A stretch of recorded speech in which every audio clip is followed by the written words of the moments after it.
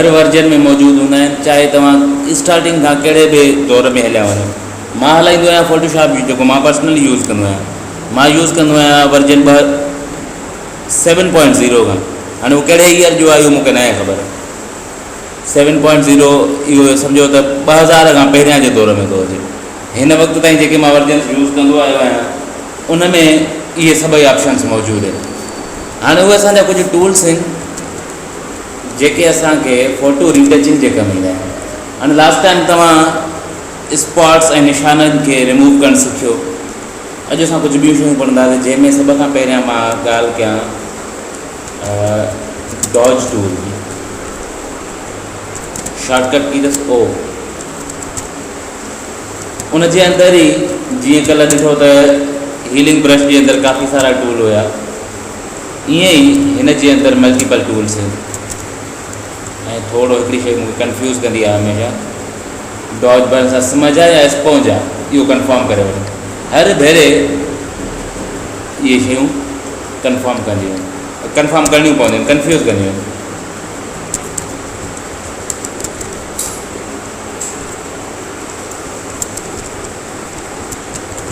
Blur tool,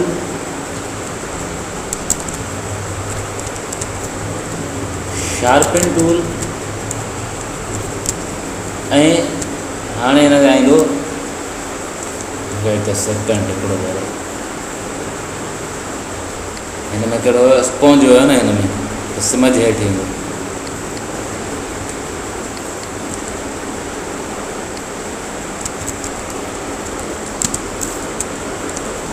ये ॿई नाला मूंखे ॾाढो कंफ्यूज़ कंदा आहिनि हमेशह।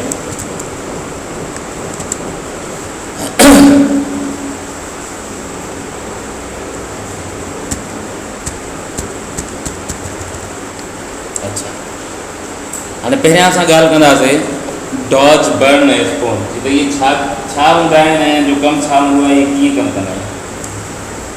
जॾहिं तव्हां फोटोशॉप में अची करे ओ जो बटन प्रेस कंदव, ओ हितां हे तव्हांखे डॉज टूल मिली वेंदो। इहो हर वर्जन में मौजूदु हूंदो आहे, डॉज बर्न ऐं स्पॉन्ज।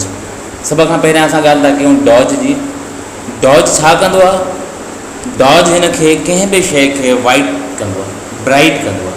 मिसाल तौरु हाणे हिन जे फेस ते, फोटो जे फेस ते शेडोज़ इहे असां रिमूव कंदा था चाहियूं, डॉज टूल खणो, सेटिंग्स जीअं असां हीलिंग ब्रश जी कयूं पिया उन ई तरीक़े सां करे, हाणे जंहिं जॻह ते मां हिन सां पेंट कंदुमि उते हल्की वाइटनेस जो अमाउंट ऐड थींदो, ठीकु आहे, यानी कि उन एरिया खे ब्राइट कंदो।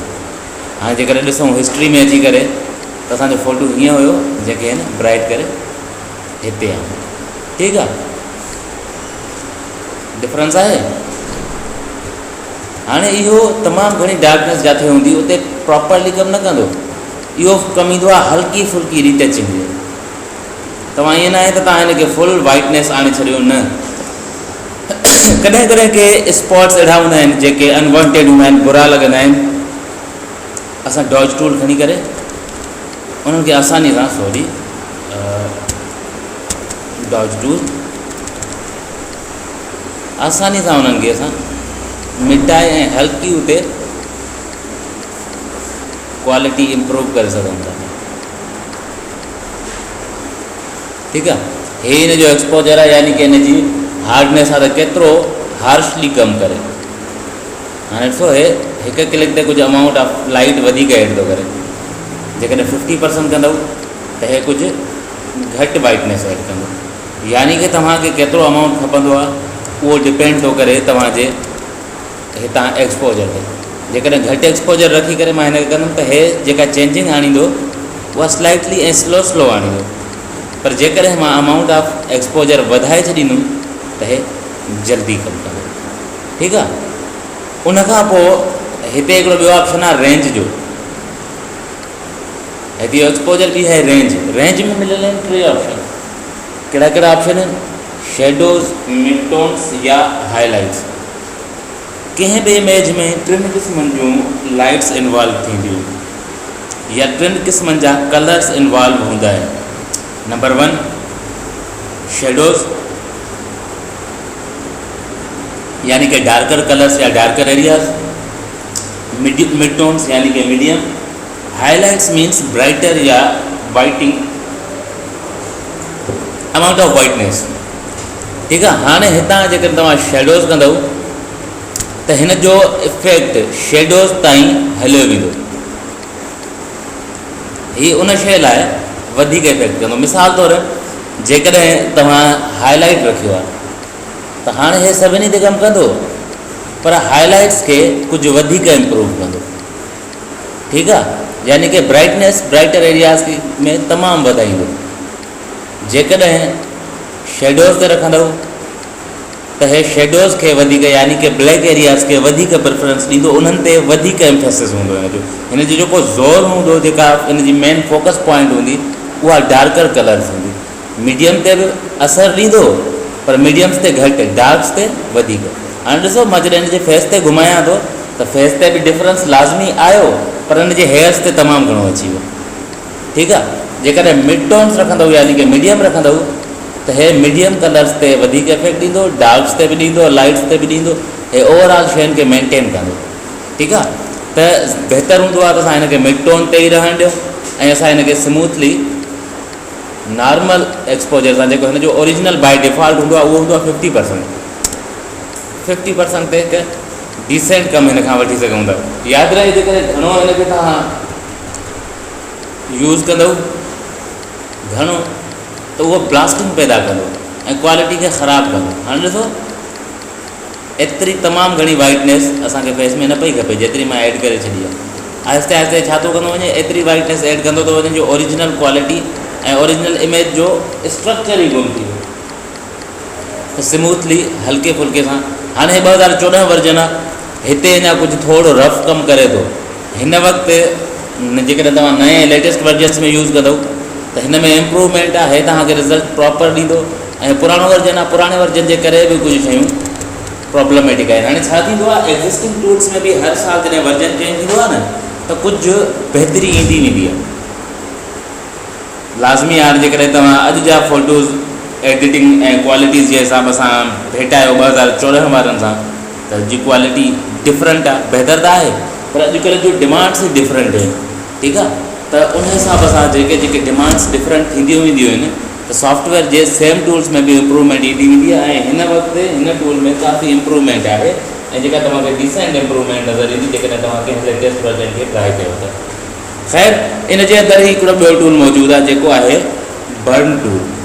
हाणे बर्न हिन जे अपोज़िट आहे। डॉज छा पियो करे, डॉज हिन खे ब्राइट पियो करे, हे हिन खे डार्क कंदो। जिथे तव्हां हिन खे घुमाईंदव हे हुन एरिया खे डार्क कंदो करे छॾे। सिमिलरली जेकॾहिं किथे का शइ ओवर ब्राइट आहे ऐं तव्हांखे हुनखे कंट्रोल करिणो आहे, जीअं हिते तव्हां हिन खे बर्न कंदव। बर्न टूल सां छा थींदो आहे, बर्न टूल सां असांजी एरियाज़ डार्क थींदियूं आहिनि ऐं हिन में थोरो ब्लैकनेस जो अमाउंट ऐड थींदो वेंदो आहे। ऐं अगेन हिन खे बि जेकॾहिं घणो यूज़ कंदासीं हे असांजी क्वालिटी खे ख़राबु कंदो ऐं इमेज खे ब्लैक करे छॾींदो। ऐं न सिर्फ़ु इमेज खे ब्लैक ऐं डार्क करे छॾींदो बल्कि हुनजी क्वालिटी ऐं पिक्सल्स खे बि ॾाढो बुरे तरीक़े सां डैमेज करे छॾींदो। ऑटोमेटिकली हलंदो थो वञे। मां एतिरा भेरा हिन क्लिक करे चुको आहियां, थी वञे ओके, वापसि था हलूं। सेम शयूं हिन में बि मौजूदु आहिनि, रेंज एंड एक्सपोजर। एक्सपोजर तव्हांखे केतिरो खपे, घटि खपे, वधीक खपे, उहो तव्हां था कंट्रोल करे हिन जे अमाउंट खे ठीकु आहे एडजस्ट करे सघो था। जेकॾहिं डार्कनेस तव्हांखे वधीक ऐड करणी आहे त हिन जो एक्सपोजर तव्हां वधाए छॾींदव। जेकॾहिं तव्हांखे डार्कनेस घटि ऐड करणी आहे त हिन जो एक्सपोजर तव्हां नॉर्मल रखंदव। डिफॉल्ट हिन जो बि 50% हूंदो आहे। देन हिन जे अंदरि टियों टूल आहे स्पॉन्ज टूल। स्पॉन्ज टूल जो कमु हूंदो आहे कंहिं बि शइ खे सेचुरेट या डिसेचुरेट करणु। हाणे सेचुरेट या डिसेचुरेट छा हूंदा आहिनि, सभ खां पहिरियों असां डिस्कस कयूं था what is saturation and what is डिसेचुरेशन।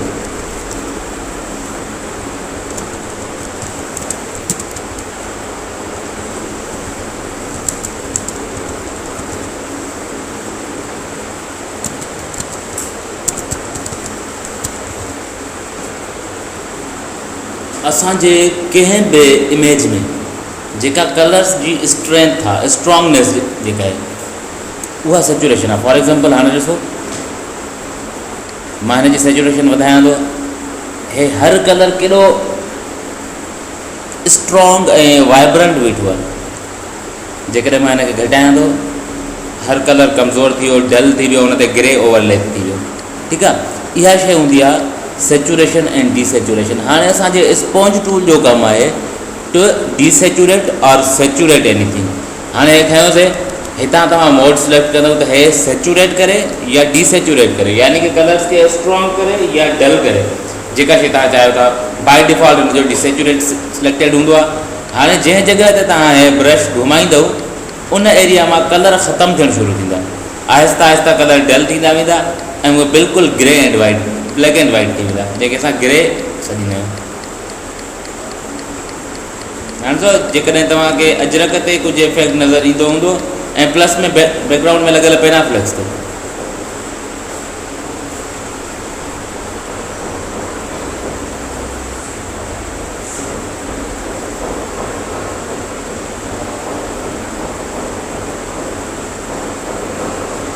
हले थो पियो ऑटोमेटिकली।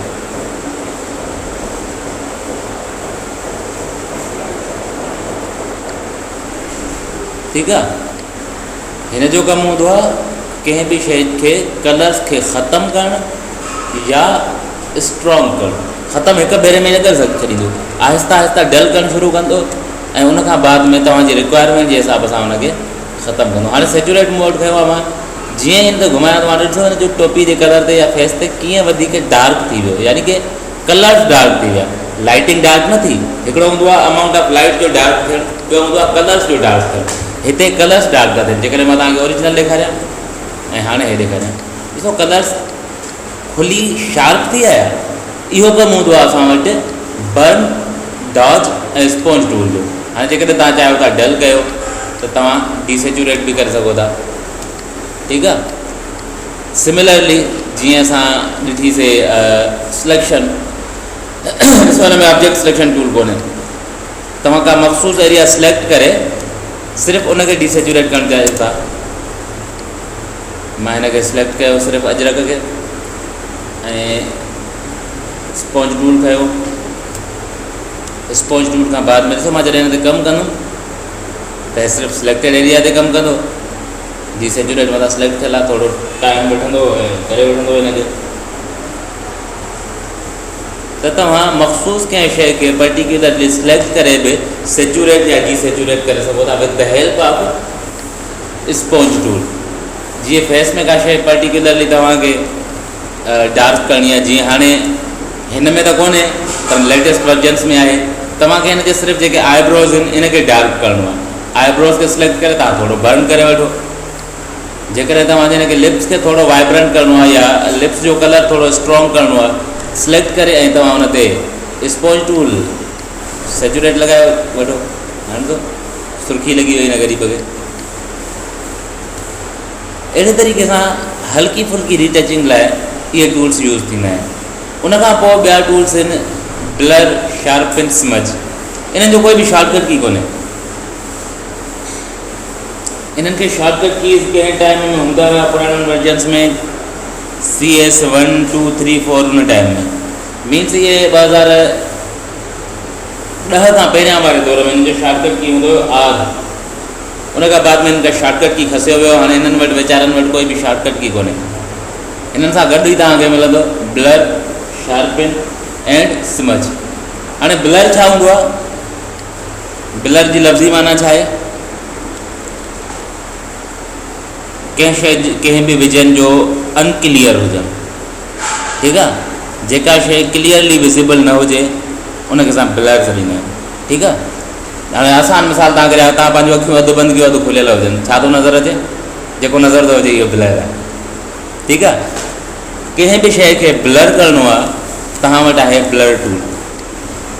हाणे हिते अची करे मां ब्लर टूल सां हिते पेंट कंदुमि, हीअ एरिया ब्लर थियणु शुरू थींदी।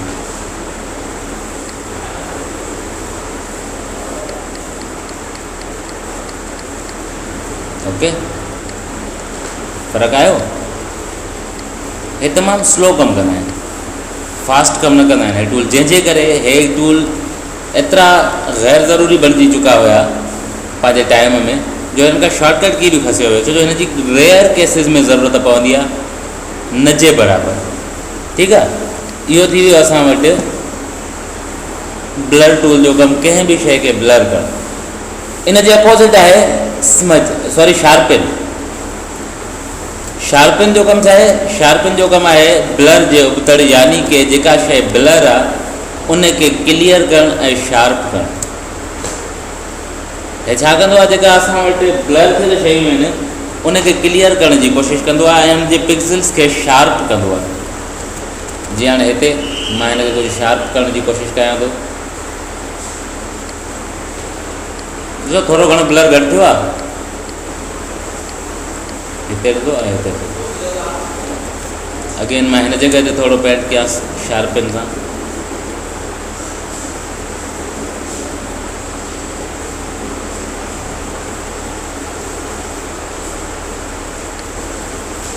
ठीकु आहे, ब्लर त घटि थिए थो, बदिले में छा थो करे? हिकु अजीब क़िस्म जी नॉइज़ ऐं जेके आहे त ब्लास्टिंग थो पैदा करे। त हा, हे बि अहिड़े क़िस्म जा मसइला कंदो। हे बि तव्हांखे हल्की फुल्की रीटचिंग ऐं रेयर केसिस में यूज़ करण लाइ बहितर आहे, पर जेकॾहिं तव्हां घणो हिनखे इस्तेमालु कंदो त क्वालिटी खे ख़राबु कंदो। ॾिसो हिन हद ताईं त ठीकु आहे, हितां हिनखे हिते खणी आयो हिन जॻह ते, पर जेकॾहिं घणो कंदासीं त ख़राबु कंदो। ठीकु आहे, देन असां वटि अचे थी हिकिड़ी शइ जंहिंजो नालो आहे लिक्यूफाई।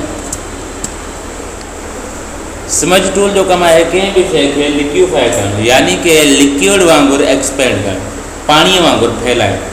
मिसाल तौरु हिते जेकॾहिं पाणी आरियल हुजे टेबल ते ऐं उनखे मां वधायां फैलायां त छा थींदो?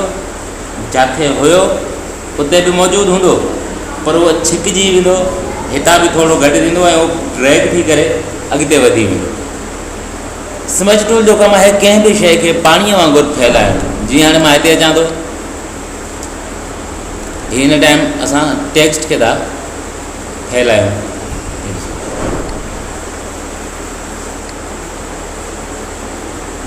कंहिं बि पाणीअ वांगुरु शइ खे फैलाइण लाइ, लिक्विड वांगुरु एक्सपेंड करण लाइ असां यूज़ कंदा आहियूं स्मज टूल। हाणे हे छा कंदो आहे? हे जिथे तव्हां कंदो उन जी क्वालिटी खे बरक़रार न रखंदो। फॉर एग्ज़ाम्पल हिन जी मां टोपी जी लाइन खे मां थोरो हेठो खणी अचां, छा थो थिए? ब्लर थी थिए। छो ब्लर थी थिए? जीअं मां तव्हांखे ॿुधायो मिसाल त हे पाणीअ वांगुरु हिनखे वधाए थो, लिक्विड वांगुरु, त लाज़मी आहे जॾहिं मां पाणी अॻिते वधाईंदुमि त उहो उतां घटि थींदो। ईअं न आहे त उते बि उहा सेम अमाउंट बरक़रार हूंदो ऐं अॻिते बि वधंदो, न, लाज़मी आहे वधण सां फैलजण सां कुझु जॻहियुनि ते ख़राबु थींदो, कुझु जॻह ते घटि थींदो, कुझु जॻह ते वधीक थींदो। त हिन जो कमु बि उहो ई आहे, हल्के फुल्के टचअप लाइ। जीअं हे थी वियो,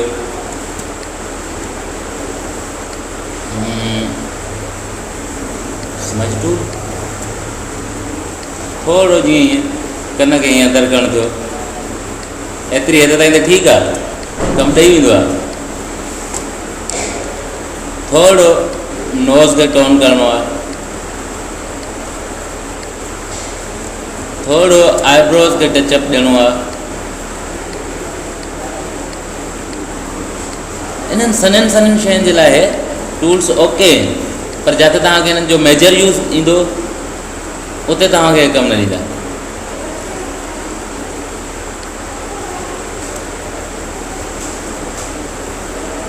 सही आहे, फ़र्क़ु नज़र अचे थो? इहो आहे हिननि टूल्स जो बेसिक यूज़। उनखां पोइ असां वटि हिकिड़ो लिक्यूफाई जो प्रॉपरली मेन्यू में ऑप्शन आहे, जेको असां बाद में पढ़ंदासीं मुंहिंजे वर्जन ते। हिन वर्जन में उहे शयूं पढ़णु फज़ूल आहे, छो जो हिते रहंदो तव्हांजी दिलि ख़राबु कंदियूं, तव्हांखे उन्हनि में इंट्रस्ट डेवलप न थींदो। पुराणे दौर जे हिसाब सां इहे सन्हियूं सन्हियूं शयूं मज़ेदार हुयूं, पर उहे उन दौर जे हिसाब सां जेके अॼु जे दौर जे हिसाब सां असां वटि फिट न थियूं वेहनि। ठीकु आहे, सो इहो ई हुयो अॼु। प्लस में छो जो हे टूल्स अहिड़ा आहिनि, जेतिरी तव्हां प्रैक्टिस कंदव ओतिरो तव्हांखे मज़ो ईंदो, जेतिरो तव्हांखे मज़ो सुठो ईंदो, इंट्रस्ट वधंदो।